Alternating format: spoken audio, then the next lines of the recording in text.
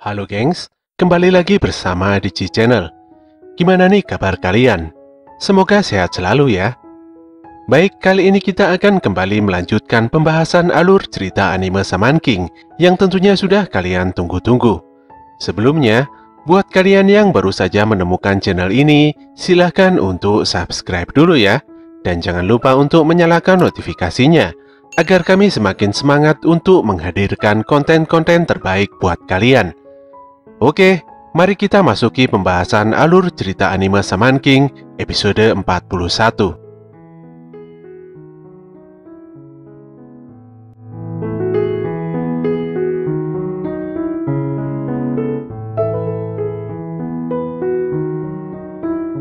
Di awal scene diperlihatkan tim Doren yang telah menang dan berjalan keluar arena pertandingan. Saat itulah Horo-Horo bertemu dengan Pirika dan Opacho. Pirika pun meminta maaf pada sang kakak karena telah membeberkan masa lalu Horo-Horo kepada Opacho, hingga membuat si Opacho menangis mendengarkan kisahnya. Horo-Horo pun sudah tidak begitu peduli dan mencoba bersikap tenang. Tiba-tiba saja, Anna datang dan mengucapkan selamat atas kemenangan tim Doren. Walaupun dia terlihat agak kesal dengan Horo-Horo ataupun Choco yang selama ini telah menyembunyikan sesuatu tentang 5 prajurit Gandhara, Anna juga memperingatkan pada Ren, Horo-Horo dan Choco bahwa selepas ini mereka akan berhadapan dengan Yoh. Dia pun berharap agar hubungan persahabatan mereka semuanya tetap baik-baik saja. Mendengar hal ini membuat Horo-Horo agak bingung, sementara Choco terlihat diam saja sambil menundukkan kepalanya. Di tempat lain, X-Laws tengah mengantarkan Tamao dan Manta kembali ke penginapan. Di dalam perjalanan tersebut, tiba-tiba saja Lizard mengingat member X3 yang memperlakukannya dengan sangat baik. Sayangnya mereka bertiga telah tewas di tangan Hao. Menanggapi hal ini, membuat Maiden berpikir bagaimana rasanya ketika harus kehilangan orang yang sangat berharga. Menurutnya, kematian seseorang itu memang begitu menyedihkan. Maiden pun mengingat tim Nice yang telah dihabisinya tanpa ampun di arena Shaman Fight dulu. Dengan serius, dia bertanya-tanya, apakah tim Nice juga memiliki orang-orang yang berharga bagi mereka? Maiden juga bertanya pada Lizard tentang ambisinya untuk membalaskan dendam kematian kedua orang tuanya pada Hao. Menanggapi pertanyaan penting ini, Lizard pun berkata kalau dia bergabung dengan X-Laws tentu saja untuk mengalahkan Hao. Perasaan itu tidak akan pernah berubah sampai kapanpun. Namun sepertinya saat ini bukanlah balas dendam yang diinginkannya. Dia bertarung sampai detik ini karena merasa kalau Hao harus dihentikan dan tidak boleh dibiarkan begitu saja. Hanya saja, Lizard sendiri masih belum yakin apakah tindakannya ini bisa disebut dengan keadilan atau bukan. Manta pun tersenyum dan memberikan dukungan pada Lizard. Dia berkata kalau Yoh pasti akan mengambil keputusan yang sama dengan Lizard. Yoh selalu berkata kalau kita melakukan sesuatu, pasti ada saja orang yang mengkritik dan berbenturan. Tentu saja karena setiap orang memiliki pendapat yang berbeda-beda. Kita tidak bisa menentukan benar atau tidaknya sesuatu. Karena itulah, sangat perlu untuk menentukan keputusan dengan hati yang tulus. Namun bagi Marco, X-Laws adalah keadilan mutlak. X-Laws akan bertarung dan membangun serta mewujudkan dunia tertib yang diatur oleh hukum. Maiden pun setuju dengan pendapat Marco. Dia juga berdoa agar dunia ini selalu damai sekarang dan selamanya. Sementara itu di arena Shaman Fight, terlihat tim Hanagumi begitu mudah mengalahkan lawannya. Dikarenakan nantinya akan berhadapan dengan 5 prajurit, maka Hanagumi tidak ingin mengekspos semua kemampuan mereka di sini. Pada akhirnya, Hanagumi pun membuat semua musuhnya tumbang tidak bernyawa. Di waktu yang sama, tepatnya di markas Hao, nampak tim X2 mengendap-endap dan saling berkoordinasi. Tentu saja, mereka datang ke tempat tersebut untuk menghabisi Hao dengan tangan mereka sendiri. Penyerangan yang diketuai oleh John Denbat ini terpaksa harus dilakukan karena mereka sudah tidak bisa mengandalkan komandan mereka yaitu Marco. Denbat merasa kalau Marco bukanlah seorang komandan, melainkan hanya sebatas direktur sebuah dealer saja. Pada intinya, X2 melakukan hal ini untuk balas dendam pada rekan-rekannya yang telah tewas di tangan Hao. Di luar gedung ini, Porf terlihat sudah membidik kepala Hao dengan senapan laras panjangnya. Hao sendiri saat ini masih kepikiran dengan Usui Horokyo yang tidak lain adalah si Horo-Horo. Agaknya kisah Horo-Horo mengingatkan pada kehidupan Hao di masa lalu bersama dengan ibunya. Kenangan ini pun membuat Hao tiba-tiba meneteskan air matanya begitu saja. Porf yang sudah membidik kepala Hao pun tidak percaya kalau Hao yang begitu jahat telah menangis. Namun dia kembali sadar dan mencoba fokus kembali pada misinya. Sayangnya, dalam sekejap mata, cakar Spirit of Fire sudah bersarang di dalam tubuhnya. Serangan fatal ini pun membuat Porf begitu terkejut dan tewas. Tapi di sisa-sisa nyawanya, Porf meminta pada Denpat dan Lark untuk segera melarikan diri dari Hao. Sayangnya di dalam gedung, Lark sepertinya tidak bisa melarikan diri dan harus rela bernasib sama dengan Porf. Kini hanya tinggal Denpat yang tersisa. Dia pun tidak bisa berkata apa-apa karena Hao tiba-tiba saja sudah berada di belakangnya. Tubuh Hao diselimuti oleh api merah menyala dan dia juga mengintimidasi Denpat yang terlihat sudah sangat pasrah akan nasib buruk yang akan menimpanya. Di sini Hao membuka semua kedok dari X2 yang mana Denpat sendiri adalah mantan Angkatan Udara Britania Raya. Sementara Lark dan Porf adalah anggota Delta Force. Keberadaan ketiga sekawan ini di X-Laws bukanlah sebuah kebetulan saja. Hao berpapasan dengan mereka di medan peperangan yang mana telah mengakibatkan banyak orang tewas. Hal ini pun dengan jelas melahirkan mata rantai kebencian tiada akhir. Di sisi lain, Yoh terlihat masih berlatih dengan timnya. Saat itu Ryu dibuat babak belur dan berdarah-darah karena teknik baru Yoh yang begitu luar biasa. Sayangnya di scene ini kita masih tidak diperlihatkan apa sebenarnya kemampuan baru milik Yoh ini. Ryu pun mengacungi jempol teknik baru Yoh, dan dia juga langsung pingsan di tempat. Saat itu Faust datang dan meminta mereka untuk tidak memaksakan diri dalam berlatih. Dia pun memanggil Eliza dan memperlihatkan model kemampuan barunya. Hebatnya, teknik Faust ini bisa membuat Ryu bangkit dalam sekejap mata dan terlihat sehat walafiat. Mereka bertiga pun sudah siap untuk menghadapi pertarungan selanjutnya. Namun tiba-tiba saja ada wanita tidak dikenal yang ikut nimbrung ngobrol bersama mereka. Hal ini pun membuat Yoh, Faust, dan Ryu kebingungan dan bertanya-tanya siapakah wanita nggak jelas ini. Singkat cerita, wanita ini ternyata adalah pimpinan Gandara yang tidak lain adalah Sati. Kedatangan Sati ini juga selalu diikuti oleh para punggawanya yang siap sedia bertarung dalam kondisi apapun. Yoh pun bertanya-tanya, apa tujuan Gandara datang ke tempatnya berlatih ini? Tanpa basa-basi, Sati mengajak Yoh untuk berduel dengannya. Dikarenakan sudah tidak ada waktu lagi, Sati memastikan bahwa Yoh harus mati saat ini dan di tempat ini. Dia berniat membuat Yoh menyaksikan kengerian neraka. Walaupun Faust dan Ryu mencoba menghentikan, namun Yoh sepertinya tidak ada pilihan lain. Selain itu, Yoh juga ingin mencoba seberapa efektif kemampuan barunya ini dalam menghadapi Gandara. Kembali di tempat Hao, Hao berkisah bahwa peperangan di dunia ini tidak akan pernah berhenti bahkan saat dirinya terlahir kembali. Dia pun sadar bahwa manusia memang suka berselisih dan sulit diatur. Denbat pun saat ini hanya berniat mengakhiri nyawa Hao. Dia dan timnya datang langsung ke tempat Hao karena sudah paham kalau Hao memang sulit dikalahkan. Untuk itulah, dia sudah mempersiapkan sebuah senjata eksperimental yang disamarkan menjadi sebuah satelit buatan di angkasa, yaitu malaikat dengan kode SDIX. Dari awal, Denbat sudah berniat mengorbankan dirinya sendiri agar satelit ini membidiknya bersama dengan Hao di dekatnya. Satelit ini pada akhirnya mengeluarkan serangan laser berkekuatan maha dahsyat dan langsung menghujam Denbat bersama dengan Hao.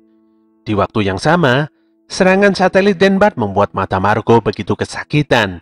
Tanpa diduga, Marco langsung menerima serangan dadakan dari sosok misterius yang menaiki patung Sphinx. Serangan ini begitu telak hingga membuat Marco harus kehilangan kesadarannya. Maiden pun begitu terkejut saat melihat Anatel dari tim Niles yang telah dibunuhnya. Namun ternyata, Anatel adalah kakak dari orang ini. Dia pun memperkenalkan dirinya yang bernama Anahol. Tentu saja kedatangan Anahol ini adalah untuk membalaskan dendam kematian kakaknya. Lizard pun langsung berlari dan membawa semuanya dengan bantuan Zelel. Dia tidak bisa meminta bantuan Marco, karena si Marco sendiri masih pingsan. Kondisi pun semakin diperparah Dengan kondisi Maiden yang begitu tertekan dan tidak bisa bergerak mengingat tindakannya dulu yang telah menghabisi nyawa Anatel.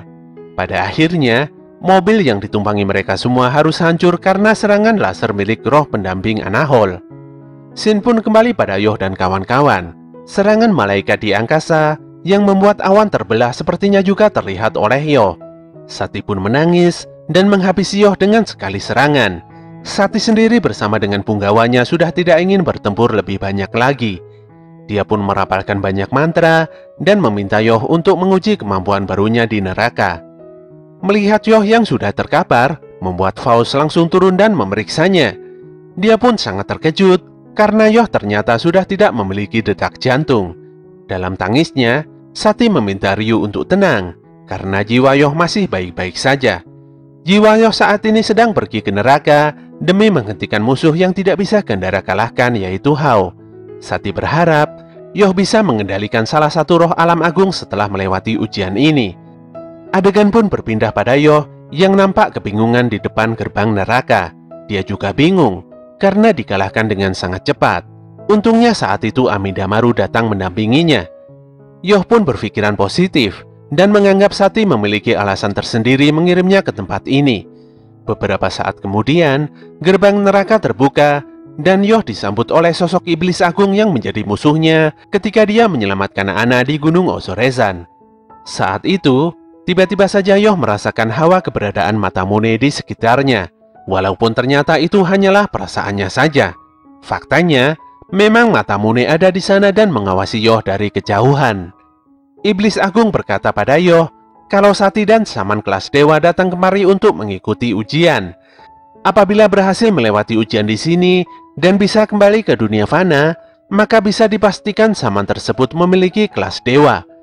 Si iblis juga berkata bahwa tempat ini bukanlah tempat yang baik. Dia sendiri yang merupakan iblis saja sangat kesulitan berada di tempat ini. Untungnya dia diselamatkan oleh Sati, dan kini dia bisa menjadi penjaga gerbang neraka. Tugasnya adalah membantu siapapun yang kemari untuk mengikuti ujian. Mereka pun akhirnya sampai di sebuah gerbang, di mana Iblis Agung hanya bisa mengantarkan Yoh sampai situ saja. Iblis Agung berpesan bahwa tempat ini adalah tempat orang yang sangat jahat di masa hidupnya. Disinilah ujian pertama yang harus Yoh lalui, dan yang pasti akan terjadi pertarungan saling membunuh terus-menerus. Amidamaru pun dikejutkan oleh sosok lelaki yang mirip sekali dengan ayah Yoh, yaitu Pak Mikihisa. Namun Yoh menenangkannya, karena sosok ini bukanlah jiwa Mikihisa.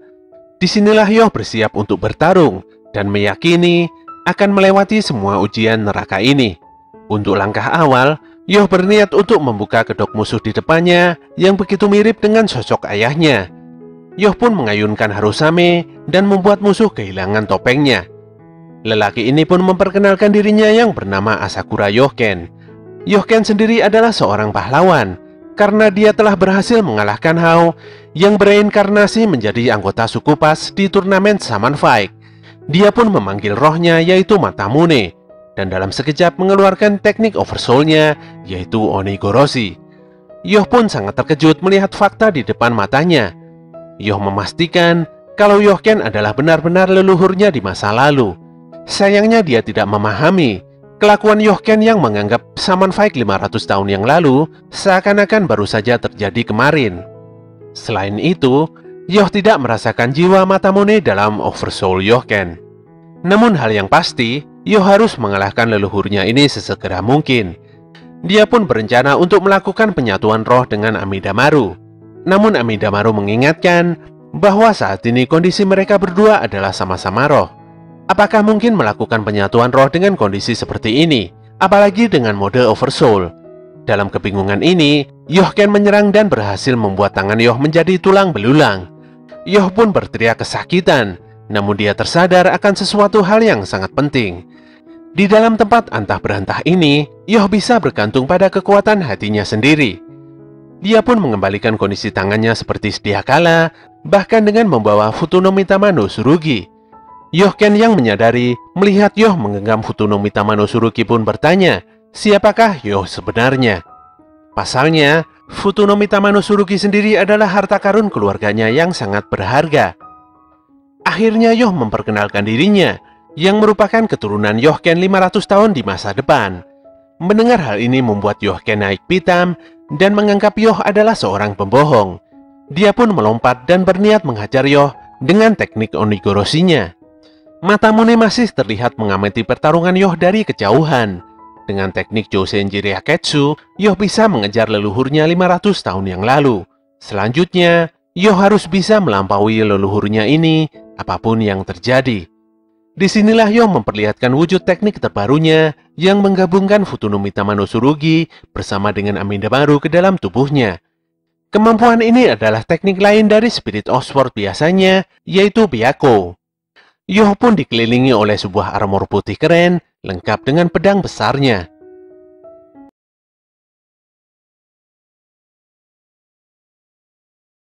Scene dibuka dengan Yoh yang menunjukkan wujud Oversoul model barunya, yaitu Byakuo. Sementara Yohken tanpa banyak basa-basi langsung menyerang menggunakan teknik Kanashibari yang terlihat begitu kuat membayangi sekeliling tubuh Yoh. Di dalam hatinya, Yoh begitu prihatin dengan kondisi Yohken yang telah lama terkekang di dalam neraka ini. Sepertinya Yohken masih memiliki penyesalan yang mendalam dan mengganjal di dalam hatinya karena telah membunuh Hao yang merupakan leluhurnya sendiri 500 tahun yang lalu. Dengan mudah, Yoh menghancurkan semua serangan yang ditujukan padanya hingga membuat Yohken agak terkejut. Melihat hal ini, membuat Yohken jadi bersemangat dan memuji kemampuan Yoh yang lumayan kuat. Untuk itulah, dia mengeluarkan teknik pengendalian Shikigami yang terlihat mirip dengan teknik Mikihisa, walaupun dengan wujud roh yang berbeda, yaitu sang penjaga Kengai Doji. Yoh pun mau tidak mau harus menahan serangan Kengai Doji dengan pedang besarnya.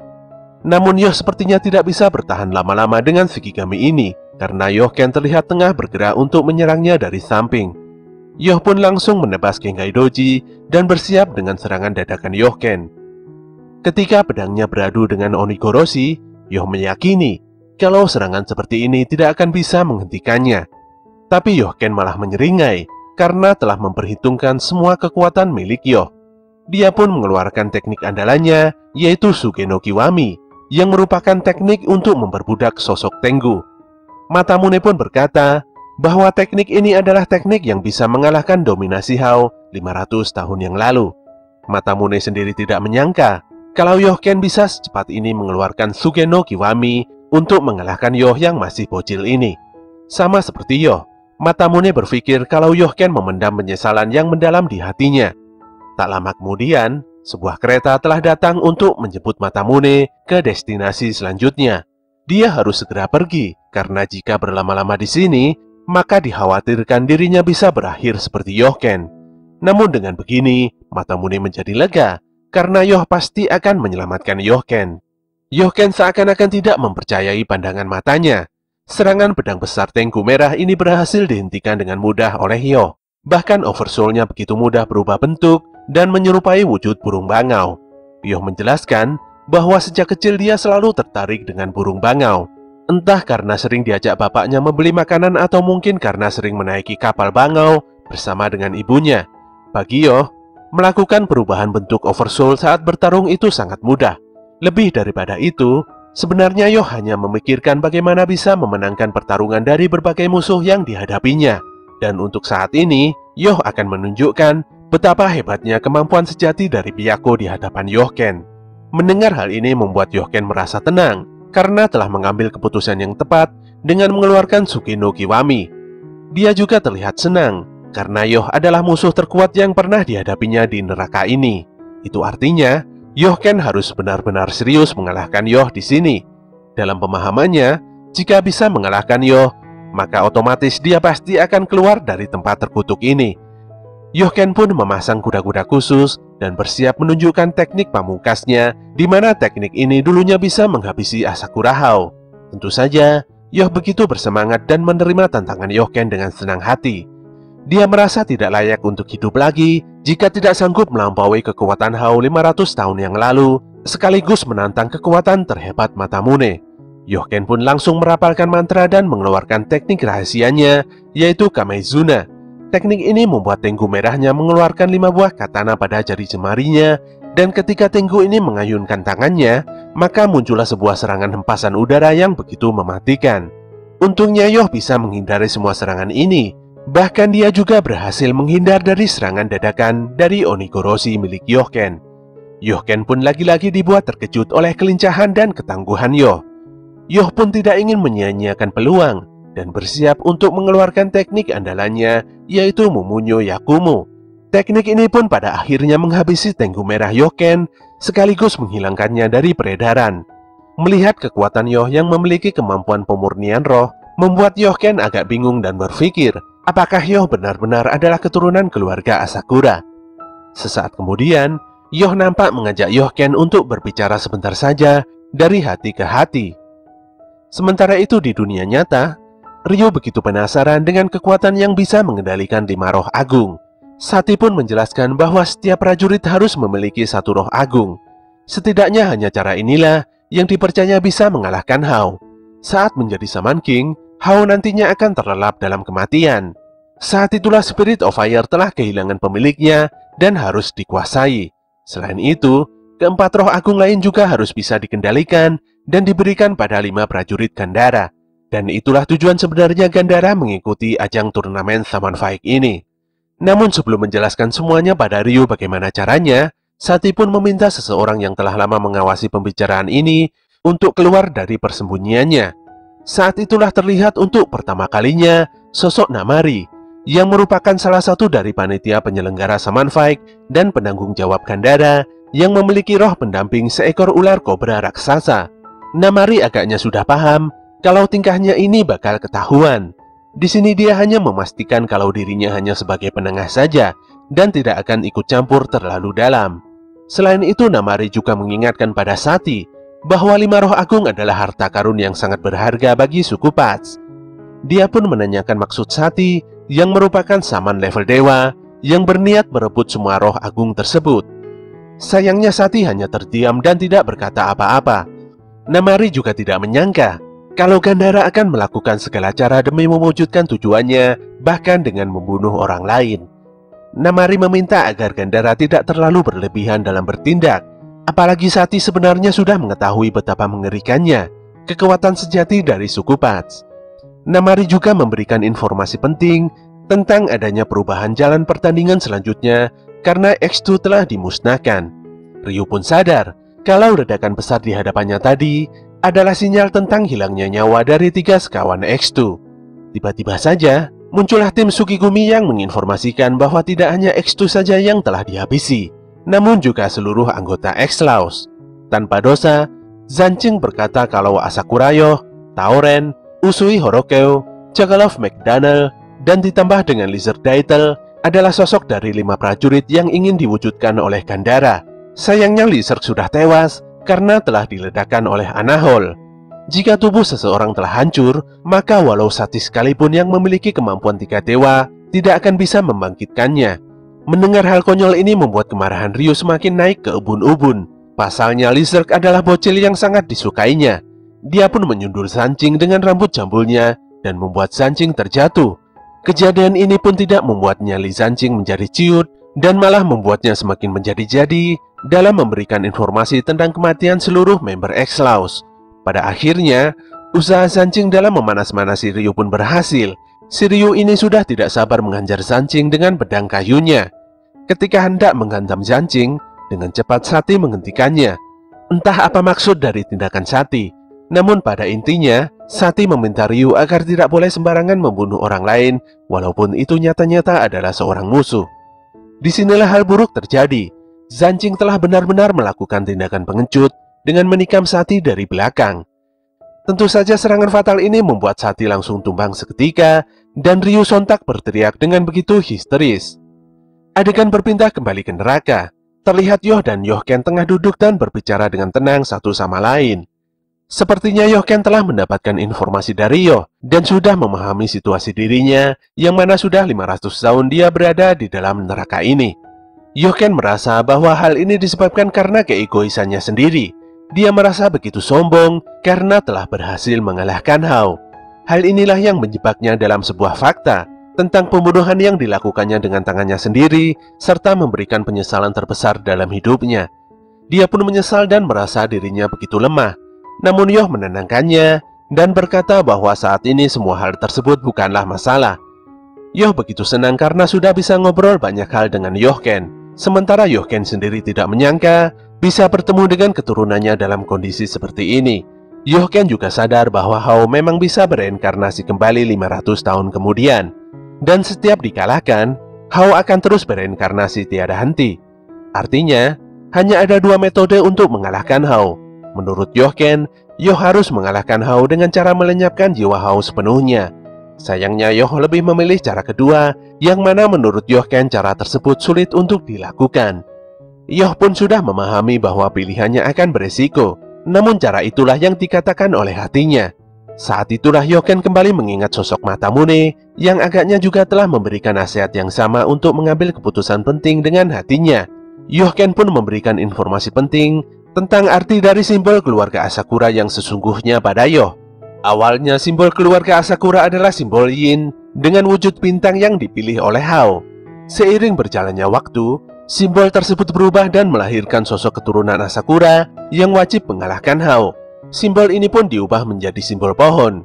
Yohken yang awalnya ragu, saat ini mulai sedikit meyakini kalau Yoh bisa mengubah hati Hao dengan cara uniknya sendiri. Yoh pun menjadi lega ketika Yohken memberikan dukungan pada keputusannya. Ketika Yoh sudah mulai akrab dengan Yohken, tiba-tiba saja muncul sosok iblis penghuni neraka yang menghabisi Yohken dengan palu besarnya. Arwah Yohken dibuat benar-benar menghilang tanpa sisa, dan tentu saja Yoh menjadi begitu terkejut. Si iblis ini pun tertawa terbahak-bahak sambil memandangi Yoh yang terdiam tanpa kata-kata. Dia berkata, kalau seseorang telah hancur di tempat ini, maka jiwanya juga akan lenyap tidak bersisa. Yoh pun marah besar dan memotong lengan si iblis, serta bertanya tentang bagaimana caranya mengembalikan jiwa Yohken. Sayangnya, mau menghajar si iblis dengan cara apapun, sepertinya sudah tidak ada cara untuk mengembalikan jiwa yang telah dihancurkan. Yoh pun pada akhirnya menghabisi jiwa si iblis hingga lenyap dari pandangan. Dia pun begitu menangisi kepergian Yohken, tapi kesedihannya tidak bertahan lama, karena serangan dari penghuni neraka ini mulai berdatangan menghampirinya. Para iblis ini agaknya mulai bersatu untuk menghabisi Yoh yang terlihat sendirian. Untungnya Yoh tidak menyerah. Di neraka ini, dia tidak akan mati selama jiwanya masih ada. Untuk itulah selama dia meyakini hatinya menang, maka dia tidak akan terkalahkan. Shin berpindah ke tempat tim Doran. Tiga sekawan ini lagi-lagi terlihat sedang mandi bersama di pemandian air panas. Sayangnya suasana saat ini terlihat begitu dingin dan tidak nyaman. Ketika Horo-Horo bertanya mengapa semuanya jadi aneh begini, dia malah dimarahi oleh Ren karena telah menyembunyikan identitasnya selama ini. Kemarahan Ren pun semakin menjadi-jadi karena Horo-Horo berusaha untuk mengelak dari fakta yang ada. Ren sangat tidak suka dengan sesuatu yang gak jelas. Dia pun berpaling pada Chokolov dan bertanya tentang apa itu 5 prajurit. Pertanyaan ini agaknya membuat si Choco begitu terpojok dan kesulitan menjawab. Sesaat kemudian, tim Mio datang dan memberikan klarifikasi pada pertanyaan Ren ini. Namun sebelum itu, Jackson berkata kalau tim Doran harus siap menanggung segala resiko saat mengetahui fakta tentang 5 prajurit. Tim Yoh memang telah kalah pada pertandingan sebelumnya, namun dalam hal kemampuan, sepertinya mereka tidak terkalahkan. Jackson pun memastikan bahwa 3 sekawan Doran harus mati di tempat ini demi terciptanya 5 prajurit. Tiba-tiba saja, adegan berpindah pada Ren, Horo-Horo dan Lizard di neraka yang kelam. Lizard sendiri agak bingung dia sedang berada di mana. Dia memanggil nama teman-temannya, namun tidak ada seorang pun yang menjawab. Saat itulah, tiba-tiba dia diserang oleh sosok iblis penghuni neraka yang membawa sebuah pedang besar. Lizard pun mencoba melakukan perlawanan dengan memanggil Morphin dan Zelel. Sayangnya Morphin dan Zelel tidak juga muncul di sampingnya. Dia pun mendapatkan serangan fatal dari si iblis yang mengakibatkan lengannya putus dengan mudahnya. Hal ini pun membuat Lizard kesakitan dan berteriak dengan sangat kencang. Sementara itu Choco kembali kaget karena mendapati dirinya kembali lagi di depan gerbang neraka yang dulu pernah dilaluinya. Berbeda dengan Lizard, Choco ditemani oleh Mick dan Abad. Abad menjelaskan bahwa sebagai salah satu dari 5 prajurit terpilih, Choco dan yang lainnya harus mati di tangan tim Yo untuk berlatih meningkatkan energi spiritualnya di neraka. Seperti yang diketahui, semua ini adalah rencana dari Gandara. Masing-masing prajurit terpilih dikirim ke gerbang neraka yang berbeda, dan tentu saja semuanya harus bisa melewati ujian ini dan kembali ke dunia fana. Untuk membuat Chokolov menjadi semakin kuat, maka Abats berencana untuk mengirimnya ke dasar neraka yang paling dalam. Dia berharap Choco bisa kembali ke dunia fana dengan kekuatannya sendiri. Dan tiba-tiba saja tanpa sadar, Choco sudah terlempar ke jurang neraka yang sepertinya memang dalam dan gelap. Di sini Abats akan menjaga Choco, sementara Ren dan Horo-Horo akan menjadi tanggung jawab Masamune. Di dunia nyata, terlihat Tamao dan Manta masih selamat dari serangan brutal Anahol. Mereka selamat berkat Ponci yang dengan cepat menyelamatkan semuanya dengan teknik mesumnya. Sayangnya, Marco, Lizard, dan Maiden sudah tidak terselamatkan. Anahol pun berencana untuk menghancurkan semua jasad Exlaus ini hingga tidak bersisa dan membiarkan Tamao dan yang lainnya pergi. Namun Tamao dengan keras menolak karena dia masih memiliki Faust dan Sati yang akan membangkitkan semuanya. Ternyata Anahol adalah pengikut Hao yang memiliki tugas untuk membantai semua member Exlaus. Dia pun menjadi tidak terima ketika Tamao meremehkan kekuatan Hao di tubuh tim Sukigumi. Hao sepertinya sudah memberikan kekuatan pada Anahol yang melebihi kemampuan Anatel kakaknya sendiri. Dia mengintimidasi Tamao dengan Oversoul Spring-nya, namun Tamao tidak gentar. Walau ketakutan dan menangis, Tamao akan tetap bertarung hingga titik darah penghabisan. Ketika Anahol akan mengeksekusi Tamao, untungnya Michael bergerak cepat dan membabat Oversoul Anahol. Disinilah terlihat Marco mulai bangkit dan melakukan perlawanan. Luka di tubuhnya terlihat tertutup karena Maiden memerintahkan Samas untuk menghidupkan Marco kembali sebelum mobil yang dikendarainya meledak. Anahol tidak peduli dengan cerita Marco dan menyerang dengan membabi buta. Namun semua serangan Oversoul Anahol dibuat seakan-akan tidak berguna di hadapan Michael sang malaikat. Saking kuatnya, Michael membabat habis tubuh Sphinx hingga benar-benar hancur dan tidak bersisa. Melihat hal ini membuat Anahol kaget dan tidak bisa berkata apa-apa.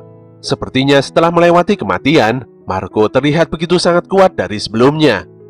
Marco pun menodongkan pistolnya ke kepala Anahol dan akan mengirimnya ke alam baka. Namun sebelum itu, Marco cukup tenang karena tubuh Lizard dan Maiden masih utuh walaupun diselamatkan dengan cara yang tidak senonoh. Dia pun memaksa Anahol untuk mengantarkannya ke tempat Sati, sang pemimpin Gandara sekarang juga.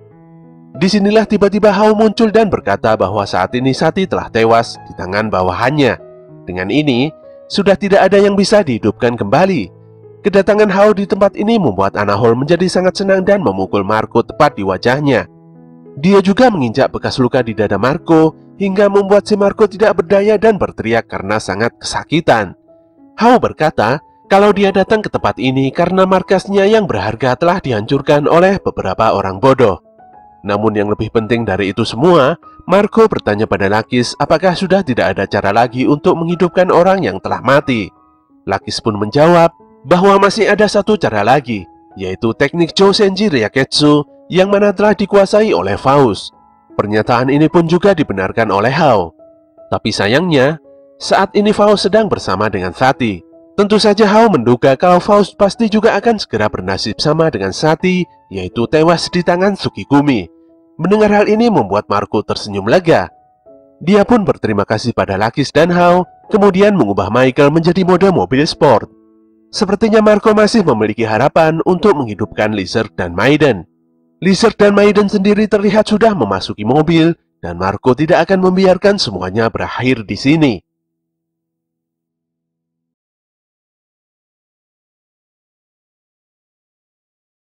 Adegan dibuka dengan Marco yang meminta Tamao untuk segera menaiki Michael yang sudah bersiap dengan mode mobil sport. Mobil keren ini telah diisi dengan sisa-sisa energi spiritual yang begitu banyak oleh Marco. Jadi meskipun Marco telah tewas, mobil ini akan terus bergerak hingga sampai ke tujuannya. Marco yang sebenarnya telah diselamatkan oleh Maiden akan memaksimalkan segala upaya untuk menyelamatkan semuanya, meskipun nyawa adalah taruhannya. Namun Hao memastikan bahwa semuanya tidak akan bisa lari kemana-mana. Apalagi tadinya terdapat serangan laser cahaya dari angkasa yang diluncurkan oleh malaikat SDIX yang sepertinya adalah senjata rahasia milik salah satu negara adidaya di dunia. Tentunya masalah utamanya adalah karena serangan malaikat tersebut tepat mendarat di pulau ini. Pada akhirnya, dunia sekarang telah menyadari adanya suatu kejanggalan. Dan tentunya, sebentar lagi akan ada tim penyelidik dari berbagai negara yang akan datang ke pulau ini. Negara-negara tersebut pastinya akan kaget ketika melihat pulau yang tidak berpenghuni dipenuhi oleh mayat berkelimpangan. Disinilah Hao menegaskan bahwa hingga pertandingannya berakhir, dia tidak akan membiarkan siapapun memasuki pulau ini. Apabila ada yang memaksa masuk kemari, maka Hao akan membunuhi mereka semuanya. Di sisi lain, para panitia suku Paz terlihat begitu serius menanggapi serangan laser cahaya yang baru saja terjadi. Goldfa begitu khawatir karena ini bisa-bisa membuat suku Paz kesulitan untuk melanjutkan jalannya pertandingan Summon Fight. Hal ini tentunya karena Summon Fight selalu dilaksanakan di balik bayangan masyarakat umum. Namun Magna mengungkapkan bahwa pemenang dari turnamen pertama sudah hampir bisa dipastikan. Sementara turnamen kedua sepertinya nanti akan dilaksanakan di sebuah reruntuhan dasar laut. Hal ini mengindikasikan bahwa sepertinya acara ini tidak akan bisa diganggu-gugat oleh siapapun. Namun yang pasti, Goldfa dan semua panitia harus meminta bimbingan dari Great Spirit karena sudah tiba waktu bagi para panitia Summon Fight untuk menuntaskan tugas utamanya. Goldfa juga begitu menekankan pentingnya tugas ini, khususnya pada Silva. Dengan serius Silva menjawab bahwa tugas utama semua panitia adalah untuk melindungi sang Shaman King. Shin kembali pada Hao, di mana dia mempersilahkan Tamao dan yang lainnya agar kabur dengan mengendarai Michael. Untungnya si Ponci datang tepat waktu dan meminta bantuan pada Anna beserta dengan resep dan serum lengkap dengan golemnya. Tanpa banyak basa-basi, Anna langsung menyerang Hao dengan shikigaminya, yaitu Zenki dan Gouki. Anna terlihat begitu kesal karena Hao so akrab memanggil namanya. Sayangnya, Hao sangat kuat dan menjadikan serangan kedua shikigami ini seakan-akan hanyalah sebuah serangan yang begitu kecil. Melihat serangannya yang jadi tidak berguna, pada akhirnya Anna terpaksa harus mengerahkan seluruh kekuatannya untuk menghadapi Hao. Di neraka, terlihat Ren tengah sibuk untuk menghabisi para roh yang menyerangnya. Dia begitu kesal karena roh penghuni neraka ini tidak pernah habis dan terus bermunculan.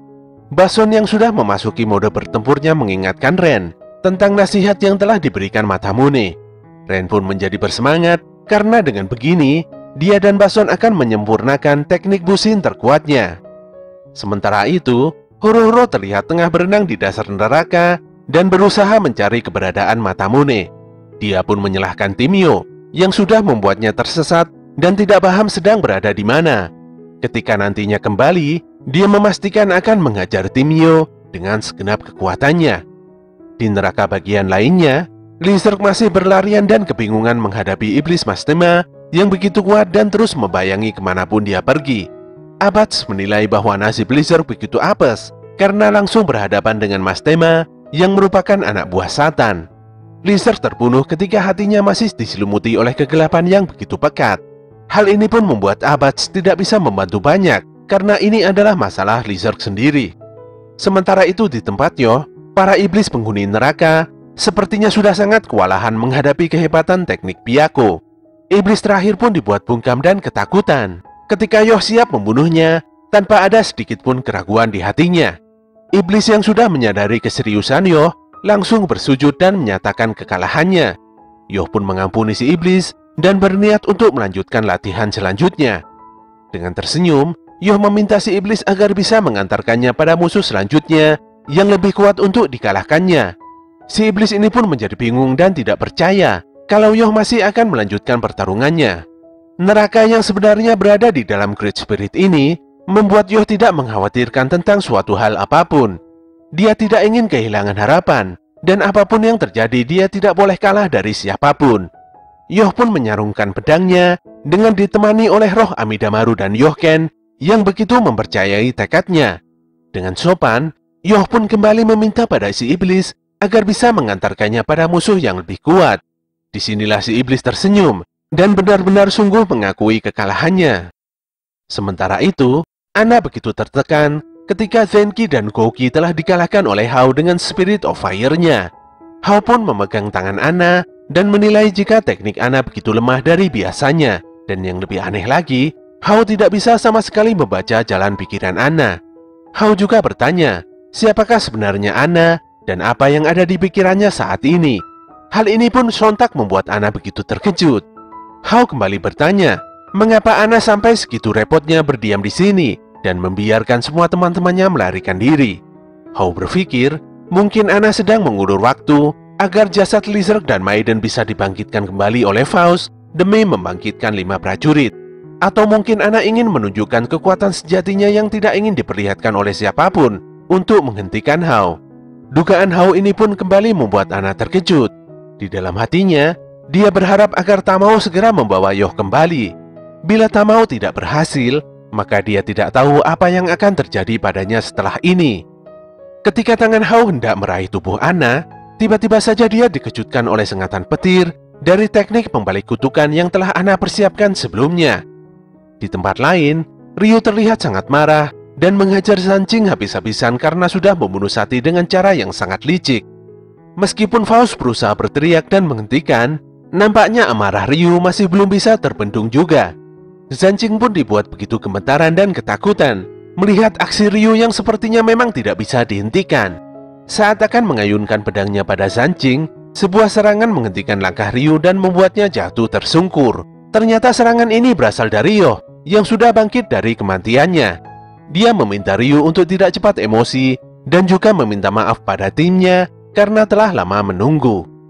Ternyata, Faust dengan teknik Jousen Jiriaketsu miliknya, yaitu Jukon Sonji atau Eliza Operation, telah berhasil membangkitkan Yoh dari kematiannya.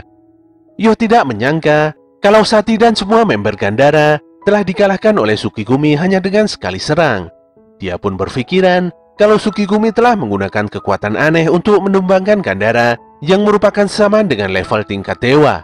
Yoh juga agak kesal karena sebagai pengawas, Namari hanya duduk diam saja dan mengabaikan semua tindakan Tsukigumi dalam melancarkan aksi buruknya.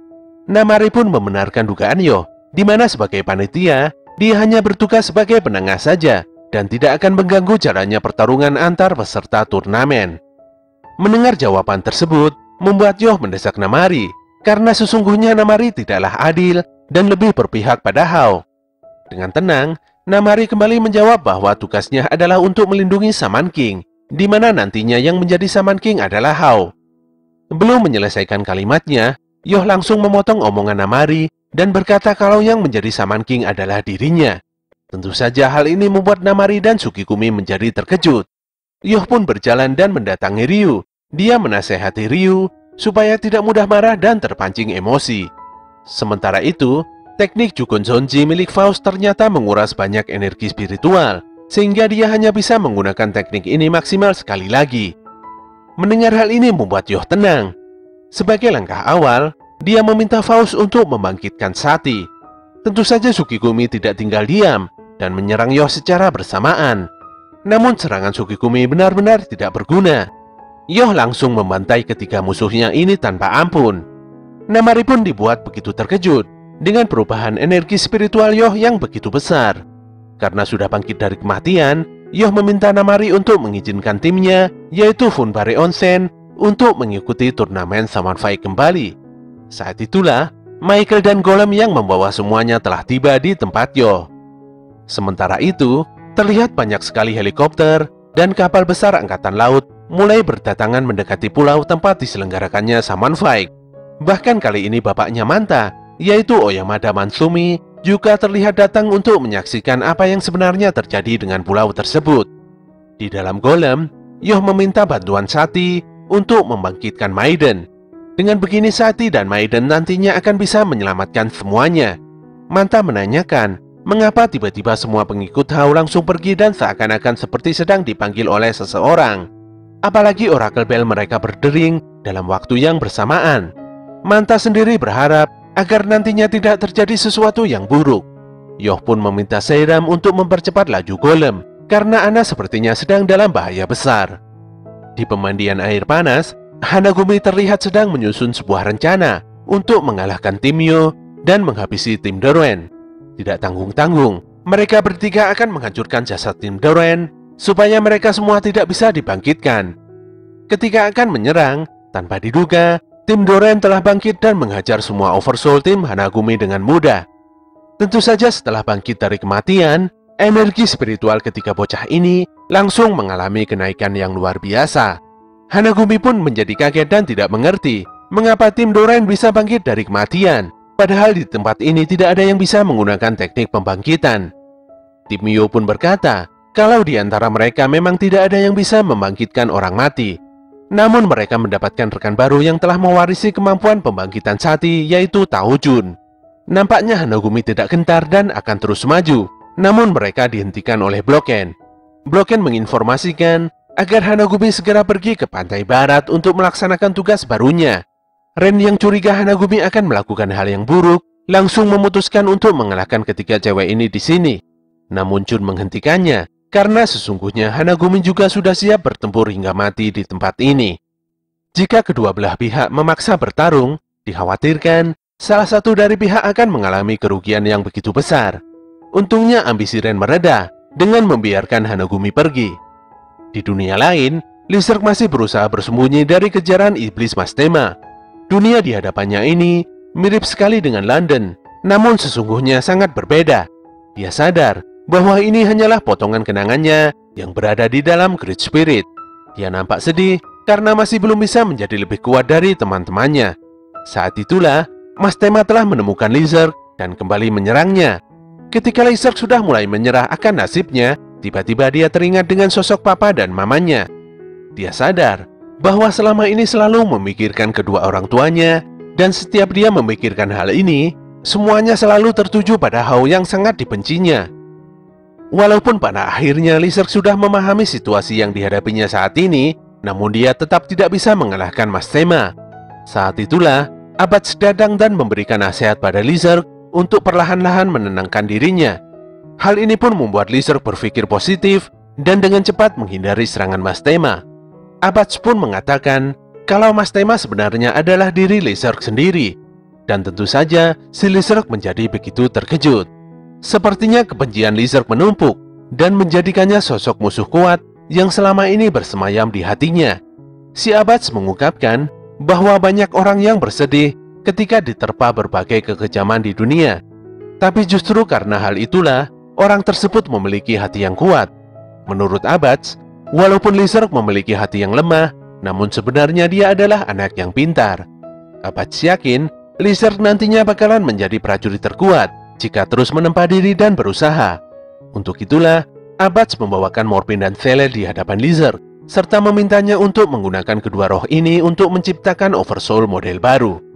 Di pinggiran pantai barat pulau ini, terlihat Tsukigumi dan Hanagumi sudah berkumpul untuk menjalankan tugasnya, yaitu membereskan siapapun yang berniat masuk dan mengganggu jalannya pertandingan Summon Fight. Disinilah timbul perdebatan kecil di antara mereka, yang agaknya Tsukigumi menjadi bingung ketika harus menghadapi para manusia sipil, bukannya para saman. Sementara Hanagumi sendiri merasa sedih karena dicap sebagai penyihir dan dikucilkan. Mereka sangat mengagung-agungkan sosok Hao yang bertarung untuk menciptakan dunia baru bagi mereka.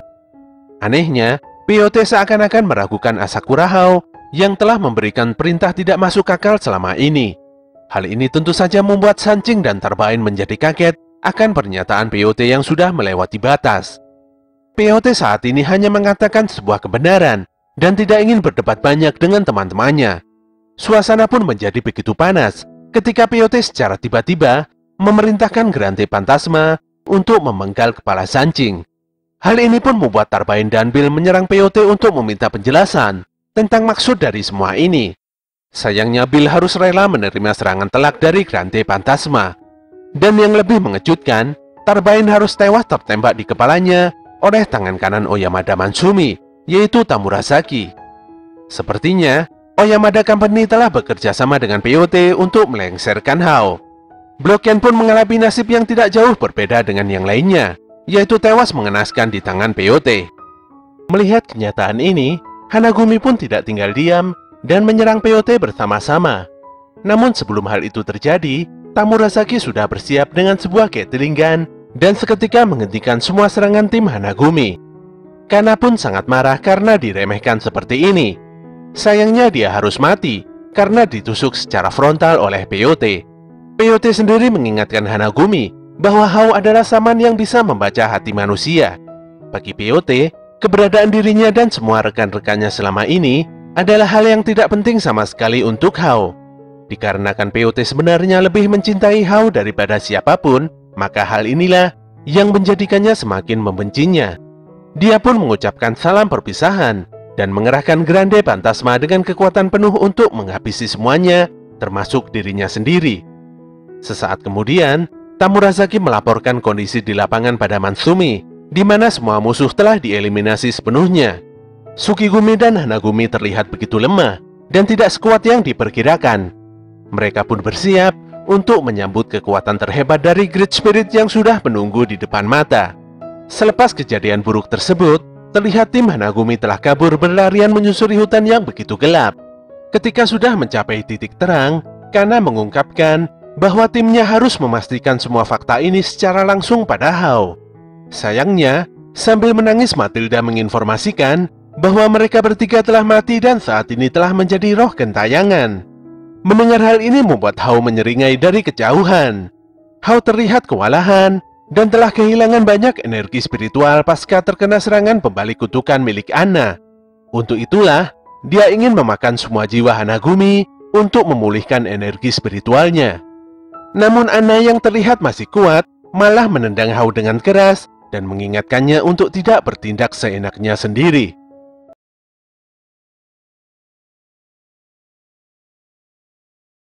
Tendangan keras Anna agaknya begitu telak mengenai tubuh Hao. Tentu saja hal ini membuat Hao sedikit kesakitan menerima serangan yang tidak disangka-sangka ini hingga membuatnya jatuh tersungkur.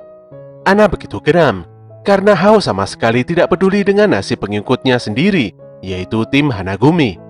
Anna pun meminta Hanagumi untuk segera pergi menuju alam akhirat.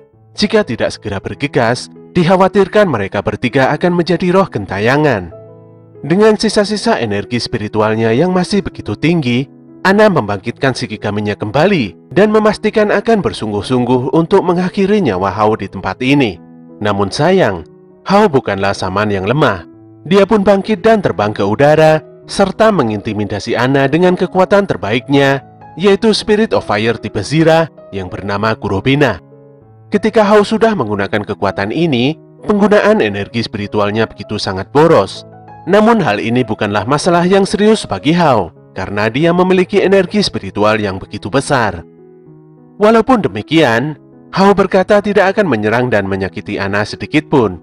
Sesaat kemudian, kekuatan Hao yang sangat besar ini memicu kebakaran hutan yang begitu hebat. Selain itu, teknik Kurobina memiliki dua keistimewaan. Yang pertama, dapat melindungi penggunanya, dan yang kedua bisa digunakan untuk menyerang musuh. Hao yakin, dengan kekuatan hebatnya ini, dia bisa mendapatkan Great Spirit dengan mudah. Hanagumi pun hanya bisa bertekuk lutut ketika melihat begitu besarnya tekanan Oversoul milik Hao. Hanagumi sendiri pada akhirnya menyadari bahwa Hao selama ini memang tidak peduli dengan keberadaan mereka. Anna juga terlihat sudah terpojok dan telah mencapai ambang batas kekuatannya. Saat Hao meminta Anna untuk segera menunjukkan sosok lain dari dirinya, tiba-tiba saja Yoh telah datang. Dan dia memastikan bahwa Anna tidak memiliki sosok ataupun kekuatan lain yang bisa diperlihatkan. Dengan tersenyum, Yoh meminta maaf pada Anna karena telah datang lumayan terlambat. Shin pun berpindah pada Mikihisa yang sedang pergi untuk memancing di pinggiran pantai bersama dengan dua Shikigami-nya. Namun dia sangat terkejut karena menemukan banyak pengikut Hao yang telah tewas berkelimpangan tidak bernyawa. Dia pun langsung meniup trompet kerang yang merupakan sebuah sinyal. Namun kita masih belum diberitahukan peringatan atau sinyal itu ditujukan pada siapa.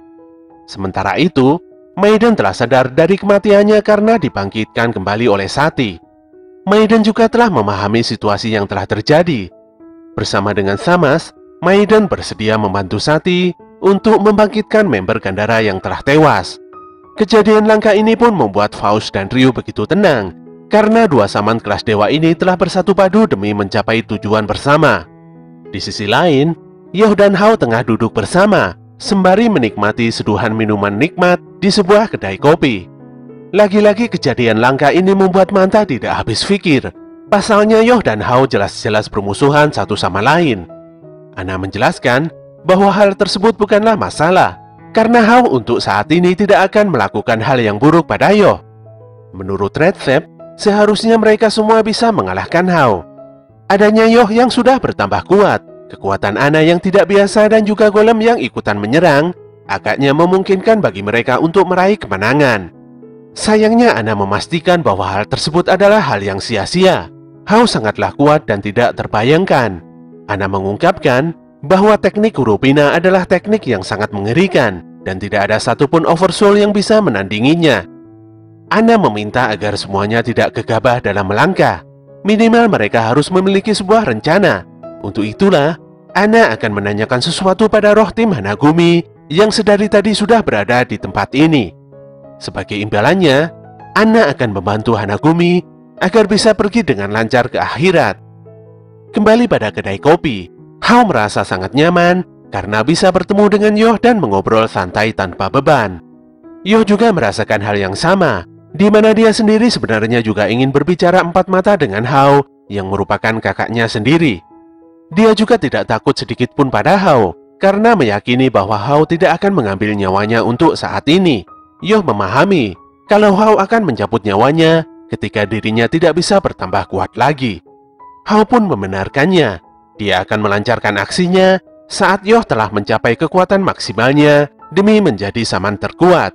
Selain itu, Hao juga mencurahkan isi hatinya dengan bercerita bahwa dirinya selama ini merasakan hal yang buruk. Pengkhianatan POT tidak membuat Hao terguncang sama sekali, karena pada dasarnya dia sudah mengetahui bahwa POT akan berbuat demikian. Tidak hanya POT, semua pengikutnya memang ketakutan. Hal inilah yang membuat Hao seperti dikhianati sejak awal. Yoh berpendapat bahwa hal ini terjadi karena Hao sendiri telah menekan semua pengikutnya dengan kekuatan besarnya. Secara pribadi, Hao sebenarnya hanya menyukai Opacho dan Lakis. Opacho memiliki hati yang murni, sementara Lakis pada dasarnya memang sangat kuat. Dia begitu kecewa dengan yang lainnya karena mereka tidak bisa bertambah lebih kuat lagi. Sesaat kemudian, Hao mengakhiri kegiatan ngopi-ngopinya, walaupun sebenarnya dia sangat ingin ngobrol dengan Yoh lebih lama lagi. Dia pun berpamitan dan pergi berlalu begitu saja dengan menaiki Spirit of Fire. Di tempat Sati, tim Yoh mengabarkan bahwa tim Duren telah berhasil bangkit kembali dari neraka. Walaupun mengalami beberapa kendala, namun semuanya berjalan sesuai dengan rencana dengan bantuan Taojun. Walaupun laporan ini membuat Sati tenang, namun saat ini tinggal satu orang prajurit yang berjuang untuk bangkit, yaitu Lizard Daitel. Sati sangat yakin bahwa Lizard pasti bisa bangkit kembali dan menjadi lebih kuat dari sebelumnya. Tentu saja, hal ini dilakukan agar dia nantinya bisa menghadapi Hao, sosok yang membawa kehancuran jiwa. Gandara yakin, kelima prajurit ini nantinya akan mendapatkan 5 roh agung di dalam Great Spirit. Pada malam harinya, Yoh nampak duduk di luar dan termenung di bawah sinar bulan purnama. Dari belakang Ren datang dan menanyakan pada Yoh tentang sosok Hao yang sebenarnya. Ren telah mengetahui bahwa Yoh telah duduk dan ngopi bersama Hao siang tadi. Hal ini pun membuat Ren bertanya-tanya, apakah Yoh masih waras dengan kelakuannya tersebut. Menurut Ren, meskipun bersaudara dengan Yoh, namun Hao tetaplah musuh yang nyata bagi mereka. Dengan serius, Ren memperingati Yoh. Dia juga tidak ingin Yoh melibatkan emosinya di sini. Yoh pun berterima kasih pada Ren karena telah mengingatkannya. Sayangnya dia tidak bisa bersikap dingin seperti itu. Yoh merasa bahwa Hao memiliki sisi yang lemah. Dia memang saman yang kuat, namun dia menyembunyikan kelemahannya dengan menonjolkan sisi kekuatannya. Pengalaman, pengetahuan, dan logika yang dimiliki Hao sejak lama merupakan kekuatan yang begitu menyedihkan bagi Yoh. Yoh merasa bahwa dirinya bisa mengalahkan hati Hao dan memperbaiki keadaan saat ini. Melihat fakta ini, membuat Ren mengeluarkan pedangnya dan mengancam Yoh. Ren merasa bahwa Yoh masih terlalu naif dengan pemikirannya sendiri. Dia memastikan bahwa dirinya nantinya akan menjadi Shaman King dengan kekuatannya sendiri. Ren yakin akan mengalahkan Yoh pada babak selanjutnya. Shin pun berpindah pada gelanggang arena turnamen Shaman Fight. Di sanalah terlihat tim Doren dan tim Fumbari Onsen saling berhadapan satu sama lain dengan sangat serius. Dua tim yang sebenarnya merupakan rekan serta sahabat ini kini berhadapan dengan begitu panas tanpa memandang status satu sama lain. Ketika wasit sekaligus pembawa acara membuka pertandingan di ronde ketiga ini, tiba-tiba saja Ren langsung merampas mic dan menantang Yoh secara terbuka. Bagi Ren, keadilan ditentukan oleh kemenangan atau kekalahan. Mereka semua yang berada di arena ini telah bekerja sama dalam waktu yang cukup lama, dan itu akan berakhir di tempat ini. Ren memastikan akan mengalahkan Fumbari Onsen dan menyusuri jalan untuk menjadi Shaman King. Ren juga meminta agar Yoh dan yang lainnya tidak menahan diri dalam bertarung agar tidak terjadi hal-hal yang tidak diinginkan. Chokolov pun demikian. Dalam bertanding, siapapun orangnya harus bertarung dengan serius dan sekuat tenaga. Sementara Horo-Horo terlihat begitu sangat kesal. Dia menanyakan di manakah kewarasan Yoh yang mana mau ngopi bersama dengan orang yang paling jahat di dunia ini. Mendengar semua tekanan dari para sahabatnya ini, membuat Yoh begitu serius dan pasrah menerima keadaan. Namun sebelum bertanding, Yoh menyampaikan bahwa dia juga bertarung demi menjadi Shaman King. Dia ingin menciptakan dunia yang mudah bagi semua orang. Namun bila pertandingan ini akan semakin memperburuk keadaan, maka semua ini tidak ada artinya. Yoh benar-benar menghindari pertarungan atas dasar kebencian. Hal inilah yang mendasari dirinya minum kopi pahit dan duduk bersama dengan Hao. Selain itu, Yoh merasa bahwa Hao tidak memiliki teman sama sekali. Pernyataan Yoh yang jujur dan tanpa dosa ini membuat semua orang termasuk rekan setimnya sendiri begitu gempar bukan main. Namun dari tempat duduk penonton, Manta melihat hal tersebut dari sisi lain. Manta begitu memahami kalau Yoh memang tidak akan bertarung atas dasar kebencian. Di matanya, Yoh terlihat jelas-jelas sedang berusaha menyelamatkan Hao. Tiba-tiba saja, Horo-Horo yang sudah capek dan kesal langsung mengajar Yoh dengan tinju esnya yang mematikan. Ryu yang menyaksikan tuannya dihajar pun tidak bisa tinggal diam. Dia menahan laju serangan es Horo-Horo dengan pedang kayu kebanggaannya. Sayangnya, Horo-Horo langsung mengeluarkan teknik terkuatnya hingga membuat tangan Ryu menjadi es dan hancur berkeping-keping bersamaan dengan pedangnya. Hal ini pun sontak membuat Ryu berteriak kesakitan. Faust pun berusaha membantu Ryu dengan teknik Elisa O'Brien, yaitu teknik luar biasa yang telah membangkitkan Yoh dari kematian. Sayangnya, Faust telah diincar terlebih dulu oleh Ren. Penjelasan mudahnya, dalam sebuah pertarungan, Ren akan mulai bergerak untuk menghabisi si penyembuhnya terlebih dahulu, sehingga musuh lebih mudah dikalahkan. Ketika Horo-Horo dan Ren bersiap untuk mengajar Yoh yang terlihat kebingungan, tanpa diduga, sebuah ledakan besar tercipta, dan tiba-tiba saja tim Doran sudah terduduk di hadapan Yoh. Choco pun bingung, mengapa Yoh begitu santai, padahal kedua rekannya telah dibantai sedemikian rupa oleh lawannya. Sepertinya Ren dan Horo-Horo masih belum begitu serius dalam bertarung. Tentu saja hal ini membuat Yoh memahami bahwa mereka masih sangat peduli pada Ryu dan Faust. Choco sendiri masih belum melakukan penyerangan karena Abats masih berada di dalam neraka untuk mendampingi dan membantu Lizard. Sesaat kemudian, Ren dan Horo-Horo kembali bangkit dan mulai serius bertarung untuk memastikan siapa yang lebih kuat di dalam pertandingan ini. Untuk meladeni dua sahabat yang telah menjadi musuh di hadapannya ini, Yoh pun memanggil Amidamaru dan bersiap untuk memberikan perlawanan. Dia sangat sadar bahwa kekuatan Ren dan Horo-Horo telah berkembang dengan begitu pesat. Untuk itulah, dia ingin agar semuanya mengesampingkan kebencian dan kepercayaan, serta untuk saat ini hanya berfokus pada pertarungan saja. Yoh mulai menarik pedang Harusame dari sarungnya dan mengeluarkan teknik terkuatnya yang tidak lain adalah Byakugan. Dia pun bergegas menyabetkan pedangnya dengan cepat sebelum Ren dan Horo-Horo mendaratkan serangannya kembali. Serangan Yoh yang begitu unik ini pun dalam sekejap mata langsung menghempaskan Ren dan Horo-Horo sekaligus menetralkan Oversoul keduanya. Tentu saja hal ini sontak membuat Ren dan Horo-Horo sedikit kebingungan karena secara tiba-tiba langsung kehilangan kekuatannya begitu saja. Di tempat lain, Hao menjelaskan pada pengikutnya bahwa teknik tersebut adalah teknik pemurnian yang Yoh dapatkan ketika dia berada di alam neraka. Teknik tersebut memang diakui bisa mengubah semua energi spiritual menjadi kehampaan, dan itu adalah kekuatan inti dari teknik pemurnian roh. Pertarungan pun masih berlangsung dengan begitu sengit. Ren yang faktanya telah berpengalaman berhadapan dengan teknik serupa pun menjadi semakin bersemangat. Dia yang sekarang tidak ingin banyak berkompromi dan akan menunjukkan jurus barunya untuk menghadapi kekuatan Yoh. Dia pun memperlihatkan kekuatan Bushin Jutsu-nya yang telah diasah semakin kuat ketika dia berada di neraka, yaitu Raiho.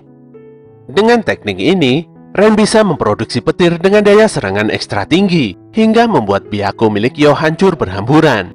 Yoh pun begitu kesakitan menghadapi serangan telak milik Ren ini hingga membuatnya tidak bisa mengeluarkan energi dari seluruh tubuhnya. Dia pun sadar bahwa Bushin Jutsu adalah teknik yang digunakan Ren untuk membungkam tim Yoh di pertandingan sebelumnya, dan itu adalah benar-benar petir asli. Di mata Yoh, Ren benar-benar telah berubah menjadi sangat kuat dan tidak bisa dianggap remeh. Sementara huru-huru tidak kalah hebat karena bisa memanipulasi dan memadatkan uap air menjadi es. Kondisi ini pun membuat Yoh menjadi benar-benar tersudut karena kedua-duanya baik Ren dan huru-huru sama-sama memanfaatkan kekuatan terbaik dari alam itu sendiri. Di tempat lain, Anna dan Jun tengah mengobrol tentang kondisi Yoh maupun Ren di luar rumah. Bagaimanapun juga, Yoh dan Ren sama-sama telah mengalami kematian dan menjadi semakin kuat karenanya. Jun menenangkan Anna karena pada dasarnya Yoh dan Ren telah mengetahui kekuatan dan potensinya masing-masing. Dia pun mengajak Anna untuk masuk ke dalam rumah, di mana di sana telah berkumpul semua keluarga klan Tao dan juga keluarga Asakura. Sepertinya kedua keluarga besar ini telah sepakat dan merencanakan sebuah pertemuan sebelum pertandingan akhir dari Summon Fight dihelat. Tujuan utama dari pertemuan ini tentu saja adalah untuk bisa mengalahkan Asakura Hao. Disinilah Yohmei menginformasikan tentang insiden tewasnya pengikut Hao di sisi barat pantai pulau ini yang sebelumnya telah dikonfirmasi oleh Mikihisa di awal-awal episode ini berlangsung.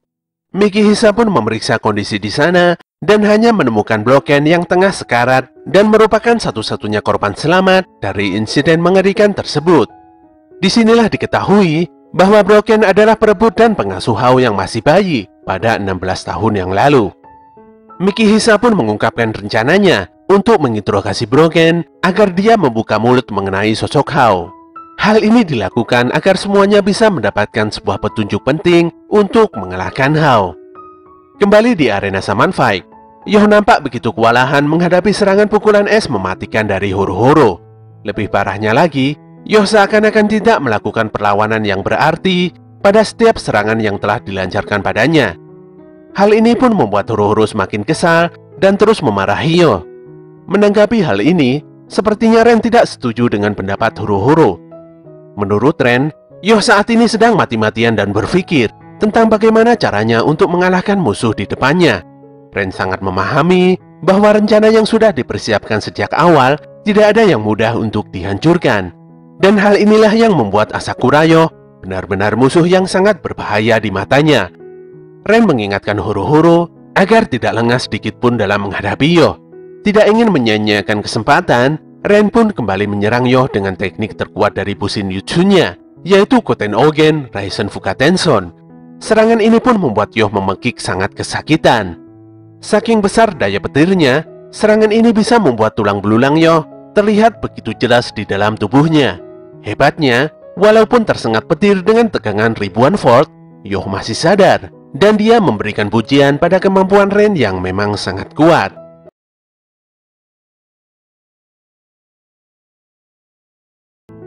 Serangan Bushin Jutsu yang dipercaya sebagai teknik terkuat milik Ren ini pada akhirnya membuat Yoh terkapar dan tumbang.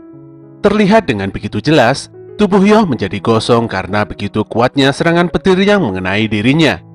Walaupun telah mengerahkan kekuatannya hingga ke batas maksimal, Ren masih begitu geram dan sangat kesal bukan main. Demi memutuskan hubungan persahabatan dengan Yoh yang begitu naif dengan pemikirannya sendiri, Ren rela merubah dirinya menjadi jahat. Dia bahkan tega menyerang Yoh dengan teknik pamungkasnya. Namun demikian, dia heran mengapa Yoh masih bisa hidup dan bertahan. Walaupun tubuhnya gosong, namun Yoh nampak telah bangkit dan mengungkapkan bahwa Ren masih memiliki keraguan di hatinya. Menurut Yoh, walaupun Ren ingin segera menuntaskan pertandingan ini, namun Ren nantinya pasti akan merasa bersalah. Tepatnya bersalah karena telah membunuh Yoh. Yoh berkata, kalau Summon Fight adalah pertarungan dengan kekuatan hati. Jadi bila Ren sendiri bertarung dengan penuh keraguan, maka dia tidak akan bisa mengalahkan musuhnya. Tim Fumbari Onsen pun perlahan-lahan mulai bangkit dan optimis akan memenangkan pertandingan ini. Melihat fakta yang begitu mengejutkan ini, Ren menjadi begitu sangat kaget. Dia yakin seharusnya kekuatan petirnya yang begitu dahsyat tersebut cukup untuk membunuh Yoh. Ren akhirnya menyadari bahwa Yoh sendiri telah menguasai teknik pengendalian kekuatan alam seperti dirinya. Ketika Yoh hendak menyerang Ren yang masih melamun, dengan cepat huru-huru datang dan melindungi Ren dengan tinju esnya. Singkat cerita, kedua tim ini bertarung dengan begitu sengit. Terlihat Ryu dan Faust telah tumbang karena telah mencapai batas kekuatannya. Ren dan huru-huru juga terlihat begitu kepayahan. Namun hebatnya, Yoh masih berdiri dan tidak gentar sedikit pun. Ren dan Horo-Horo pun kembali menyerang dan mengerahkan semua kekuatannya pada serangan terakhir ini untuk mengalahkan Yoh.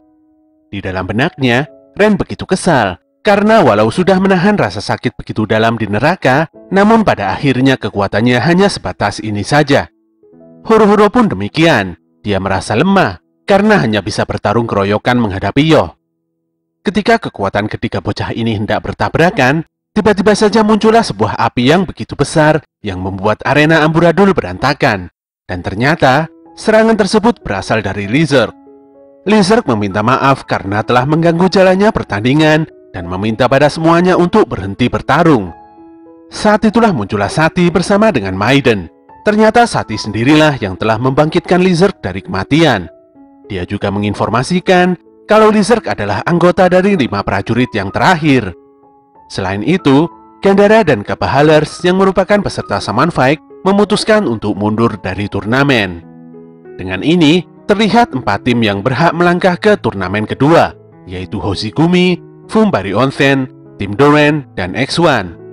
Dengan informasi valid ini, Sati meminta pada Godfa, selaku ketua panitia Summon Fight, untuk segera menyudahi turnamen pertama ini. Kedatangan Lizard membuat hati Ren semakin tidak nyaman, apalagi Lizard dengan mudah menghentikan serangan gabungan Ren dan Horo-Horo. Sudah pasti Lizard bertambah kuat, karena dia telah bangkit dari neraka seperti yang lainnya. Tanpa banyak basa-basi, dia pun memperlihatkan pada semuanya wujud Oversoul barunya yang merupakan gabungan dari kekuatan Morphin dan Zelel. Oversoul Multi-Spirit ini berwujud sebuah api permusuhan berwarna hitam keungu-unguan yang bernama Mastema Dolkem. Semuanya nampak terkejut dengan aura kekuatan luar biasa ini. Abats pun datang dan mengingatkan kembali pada panitia untuk mengakhiri turnamen pertama ini. Pada akhirnya, turnamen Summon Fight yang pertama resmi dinyatakan selesai oleh Goldfa. Goldfa hanya mengingatkan bahwa semua ini adalah kehendak dari Great Spirit. Selain itu, peserta turnamen selanjutnya juga diminta untuk mengikuti instruksi selanjutnya melalui Oracle Bell masing-masing. Adegan berpindah pada penginapan, di mana semuanya sedang asik berkumpul dan berendam di dalam air hangat. Yoh benar-benar menyukai suasana yang penuh dengan kebersamaan ini. Sebenarnya Ren hendak berangkat pergi untuk berlatih, karena dia menyadari bahwa dirinya adalah saman terlemah di antara 4 prajurit lainnya. Namun dia mengurungkan niatnya, dan kembali untuk menikmati waktu santainya, serta memperbaiki keadaan mentalnya yang sempat down.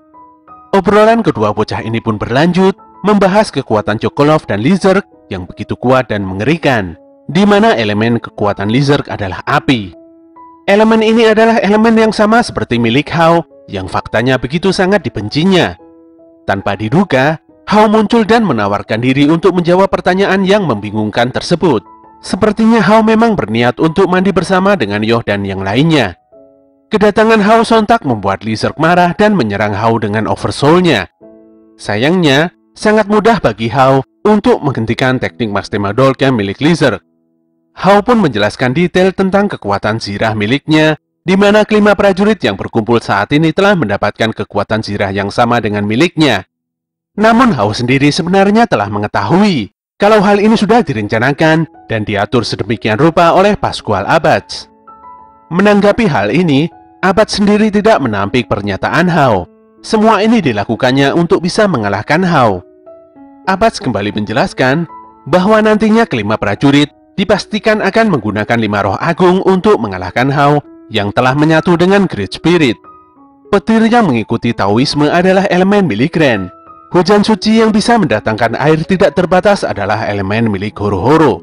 Elemen angin yang mampu menyayat apapun adalah milik Chocolov. Sementara elemen bumi yang bisa menciptakan logam adalah elemen milik Yoh. Dan yang terakhir, elemen api yang bisa membakar segalanya adalah elemen milik Lizard. Untuk bisa menggunakan 5 roh agung yang memiliki kekuatan alami tersebut, kelima prajurit membutuhkan semacam kecocokan elemen. Demi mewujudkan hal itu, kelima prajurit ditempa dengan proses yang begitu panjang. Lizard yang sekarang telah memasrahkan diri pada api permusuhan yang ada di sanubarinya hingga mendapatkan kekuatan Mastema Dolkem. Dia melepaskan serangannya dan berjanji akan mengalahkan Hao jika waktunya telah tiba. Suasana tiba-tiba menjadi tenang, dan semuanya nampak duduk berendam bersama dalam baluran air hangat yang nyaman. Yoh pun bertanya pada Hao tentang hal yang harus dilakukan untuk menentukan langkah selanjutnya. Hao pun menyampaikan tentang insiden di pantai barat pulau ini, di mana para manusia telah mengetahui tentang tempat diadakannya turnamen kedua, yaitu benua Mu. Benua tersebut adalah tempat misterius yang ada di Samudra Pasifik 12.000 tahun yang lalu. Tempat itu sebenarnya memiliki tingkat peradaban yang tinggi dan sangat makmur. Sayangnya, tempat tersebut ditenggelamkan ke dasar laut karena amarah dewa. Hao berkata bahwa benua Mu adalah tempat yang sempurna untuk turnamen, dikarenakan Summon Fight harus diadakan secara rahasia dari umat manusia biasa. Walaupun faktanya benua Mu berada di dasar laut, namun dengan mengandalkan teknologi suku Pats, semuanya bisa diwujudkan. Sayangnya peradaban tinggi tersebut masih belum bisa menandingi kekuatan Shaman King yang memiliki kekuatan Great Spirit. Kekuatan luar biasa yang memiliki semua ingatan jiwa yang terlahir ke dunia ini. Hao berencana untuk memiliki kekuatan tersebut dan menjadi raja yang maha kuasa.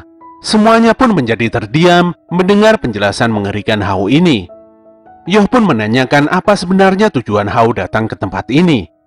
Hao menjawab bahwa dirinya memerlukan bantuan Yoh dan yang lainnya untuk menyingkirkan orang-orang di lepas pantai barat. Di tempat lain, terlihat Marco mulai sadar dari pingsannya. Ketika akan membangunkan Tamao, dia dikejutkan oleh Lakis dan Anahol yang sepertinya sudah menunggu di tempat itu dalam waktu yang lama. Lakis berkata kalau Maiden dan Lizer telah dibangkitkan dan pergi ke tempat Asakura. Lakis meminta Marco untuk ikut pergi menuju tempat tersebut bersama-sama. Kembali pada pemandian air hangat, Hao berkata bahwa manusia yang mendekati pulau ini adalah para tentara militer. Para tentara ini berdatangan dengan menggunakan armada militer yang besar. Suku Pats pun secara pribadi meminta bantuan Hao untuk menyingkirkan para tentara agar tidak mengganggu jalannya turnamen Summon Fight. Walaupun sebenarnya hal ini adalah tugas suku Pats, namun aturan suku Pats sendiri yang memaksa mereka untuk tidak boleh terlibat dengan manusia, apapun alasannya. Hao menginformasikan bahwa pemimpin dari para tentara ini adalah ayahnya Manta, yaitu Oyamada Matsumi. Hao mengingatkan Yoh bahwa keadaan ini terjadi karena Yoh telah melibatkan manusia yang seharusnya tidak terlibat dalam Summon Fight, yaitu Manta sendiri. Karena ini adalah buah dari tindakan Yoh, Hao berlepas tangan dan membebaskan Yoh untuk bertanggung jawab dengan caranya sendiri. Dalam perjalanan, Lakis menjelaskan pada Marco bahwa turnamen Summon Fight sedang terancam karena adanya campur tangan dari para tentara yang datang mendekati tempat ini. Marco tidak memahami, seharusnya Lakis bersama dengan timnya sudah lebih cukup untuk membereskan para tentara yang datang mendekat. Namun Lakis menjawab bahwa para tentara ini memiliki beberapa saman, yang salah satunya adalah penjaga senjata X-Laws, yang tidak lain adalah Hans Raihit. Marco pun terkejut karena Hans adalah saman yang memiliki kemampuan tingkat tinggi. Dia dikeluarkan dari anggota utama X-Laws karena memiliki kepribadian yang agresif. Jika Hans mengeluarkan senjata khusus di gudang senjata X, maka situasi dipastikan akan menjadi semakin buruk. Di tengah laut, Matsumi berkata pada Tamurasaki via telepon bahwa tujuan utamanya bukanlah penemuan arkeologi ataupun legenda yang tidak berguna. Dia hanya berfokus pada pengetahuan tidak terbatas dari Great Spirit. Si Tamurasaki pun memastikan pada bosnya bahwa dia sudah menyiapkan berbagai tindakan pencegahan yang begitu sempurna untuk dijalankan. Disinilah diperlihatkan sosok Hans Raihit bersama dengan roh pendampingnya. Di dalam kamar, Manta meminta maaf pada Yoh karena dirinya tanpa sengaja membuat situasi menjadi semakin buruk. Yoh pun menenangkannya dan menganggap hal ini bukanlah kesalahan Manta. Manta sendiri yakin kalau yang memberitahukan soal Summon Fight dan Great Spirit pada bapaknya adalah Tamurasaki. Manta pun berpikir untuk menghubungi Tamurasaki dan berbicara dengan bapaknya agar beliau menghentikan niatnya menyelidiki Summon Fight. Walaupun hubungan Manta dengan keluarganya begitu buruk, namun dia tidak ingin berhenti berusaha melakukan sesuatu. Yoh pun mendukung Manta dan berpikir bahwa lebih baik menyelesaikan persoalan ini dengan berbicara satu sama lain. Tiba-tiba Ana datang dan menilai hal tersebut adalah hal yang mustahil dilakukan. Menurut Ana, berbicara saja tidak akan cukup untuk menghentikan peperangan ini. Ditambah lagi hubungan Manta dengan bapaknya sangat buruk. Ana pun mengambil ponsel Manta dan memeriksanya. Ternyata di dalam ponsel tersebut Terbenam sebuah alat penyadap yang dipasang Matsumi untuk memata-matai pergerakan putranya, dan hal ini adalah situasi yang sudah diperkirakan oleh Anna. Bagaimanapun juga, rata-rata semua manusia memiliki sifat pengecut dan serakah. Anna pun membanting ponsel Manta dan memastikan pada Yoh untuk lebih serius, dikarenakan perang ini adalah wujud latihan terakhir yang bisa Anna berikan pada Yoh. Yoh sebenarnya tidak setuju dengan pendapat Anna, di mana dia harus berhadapan dengan para manusia dan bukannya melawan Saman. Apalagi yang dilawan di sini adalah bapaknya Manta. Menurut Anna, tidak masalah siapapun lawannya, karena semua manusia itu sama saja. Intinya, bertarung melawan manusia itu adalah ujian terbesar yang harus ditempuh oleh seorang Saman. Senjata yang kehilangan hatinya, kekacauan masyarakat yang tercipta karena adanya keserakahan, serta kontradiksi yang terus berkembang dan merenggut idealisme. Hal inilah yang membuat para manusia ini adalah musuh yang lebih merepotkan dari Hao. Mendengar pernyataan ini, membuat Hao seakan-akan begitu diremehkan oleh Anna. Sepertinya Hao sudah sedari tadi berada di ruangan ini, namun tidak ada yang menyadarinya. Dia masih berada di sini karena telah kehilangan markasnya. Dan tentu saja, untuk malam ini Hao akan bermalam di tempat ini dan berbagi tempat bersama dengan yang lainnya. Walaupun dikelilingi musuhnya, Hao tetap santai karena dia sangatlah kuat. Ketika telah tertidur pun, Hao yakin tidak ada yang bisa mengalahkannya. Sesaat kemudian, Ren datang dan menilai kepercayaan diri Hao begitu tinggi. Namun Ren tidak akan menyerang Hao. Dia di sini akan ikut bergabung untuk bertarung, serta memanfaatkan kesempatan untuk mempelajari gaya bertarung Hao. Demikian juga dengan Choco dan Horo-Horo. Mereka tidak ingin ketinggalan lagi dalam segi kemampuan dan kekuatan. Bahkan Ryu dan Lizard pun ikut nimbrung untuk memberikan ide-ide taktik terbaik dalam peperangan nanti. Keesokan harinya, terlihat banyak helikopter yang terbang berlalu lalang, bersama dengan kapal perang tentara yang beroperasi mendekati pulau. Saluran komunikasi di radio para tentara tersebut dengan seenaknya menuduh para Saman sebagai tersangka teroris. Semua pasukan tentara ini disiagakan supaya nantinya menyerang dengan kekuatan penuh. Sementara itu, semua Saman yang tersisa nampak sudah siap menyambut kedatangan para tentara dan siap untuk berperang habis-habisan.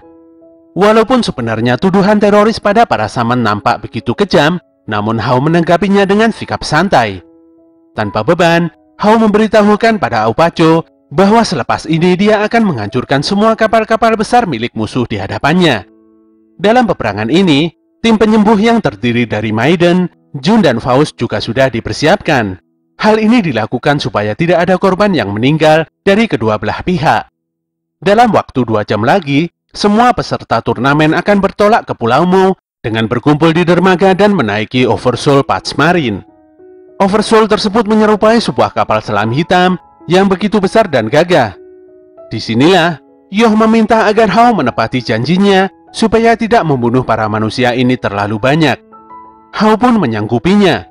Namun meskipun bisa membangkitkan orang yang tewas, energi spiritual para Saman itu ada batasannya. Apabila batasan ini sudah terlampaui, maka Hao berjanji akan membangkitkan semuanya dengan teknik Jukun Jonshi miliknya. Teknik tersebut adalah teknik pembangkitan yang Hao ciptakan sendiri. Selain itu, Hao juga memiliki energi spiritual yang banyak. Kondisi langka ini memaksa Hao dan Yoh untuk bekerja sama sebagai saudara dan aliansi. Walaupun mungkin saja hal ini hanya terjadi sekali seumur hidup. Untuk itulah, Hao kembali memastikan akan menepati janjinya pada Yoh. Dengan serius, Yoh pun memahami semua maksud dari perkataan kakaknya ini. Sesaat kemudian, dengan teknik Kurobinanya, Hao memulai serangan pertama dengan meledakkan sebuah kapal perang musuh hingga hancur berantakan.